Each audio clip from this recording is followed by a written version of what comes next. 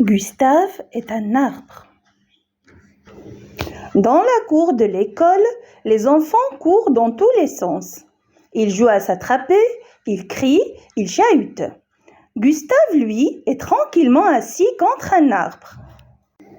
Gustave aime les arbres, toucher leur écorce rugueuse, regarder tout là-haut leurs feuilles se balancer. L'odeur du bois et de la terre flotte jusqu'à ses narines. Il trouve que ça sent drôlement bon. Gustave se rappelle les promenades dans la forêt avec son papa. Ses yeux se ferment, il revoit les grosses limaces sur le chemin, il entend les pas qui craquent sur les brindilles. Crrr. Il se souvient du goût amer de la châtaigne crue.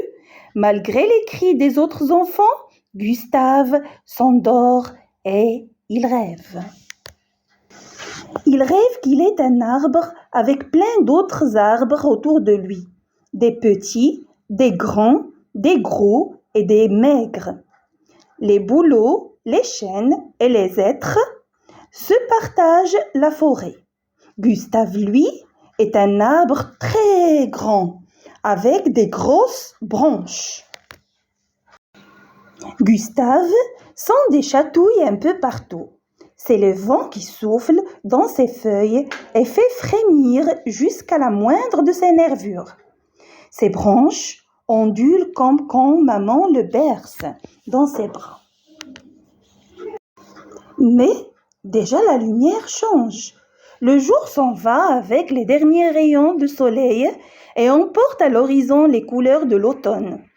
Une maman sanglier et ses petits marcassins, gros en avant, se préparent à partir à la recherche de leur repas. Des étoiles apparaissent. C'est la nuit, mais Gustave n'a pas peur, car la nuit n'est pas si noire. Une autre vie commence sous les rayons de la lune. Les chouettes ululent, les chauves-souris virevoltent. Tout d'un coup, Gustave voit quelque chose remuer devant lui. C'est un loir qui a bondi hors d'un nœud creusé dans une écorce et s'est enfui dans la nuit. Le vent se met à souffler, des nuages couvrent le ciel, très vite de grosses gouttes d'eau s'écrasent en claquant sur les feuilles. Le tambourinement de la pluie couvre peu à peu tous les bruits de la forêt. Un petit torrent ruisselle, bientôt entre les racines de Gustave, coule sur la mousse, c'est frais. Gustave sent les pattes griffues d'une famille d'écureuils affolés descendre le long de son écorce. Ils disparaissent entre les troncs des arbres de la forêt. Puis, un éclair déchire le ciel. Gustave est tout ébloui. Gustave entend comme des cris ou plutôt des rires. C'est bizarre. Gustave, Gustave, réveille-toi. Tu vas être tout mouillé. Gustave ouvre les yeux. Il pleut fort. Tous ses copains sont autour de lui. Les cirés sur la tête, Romain tire Gustave par la manche en souriant. « Allez, descends de ton nuage. Gustave, on rentre. » Écorce rugueuse. Les narines.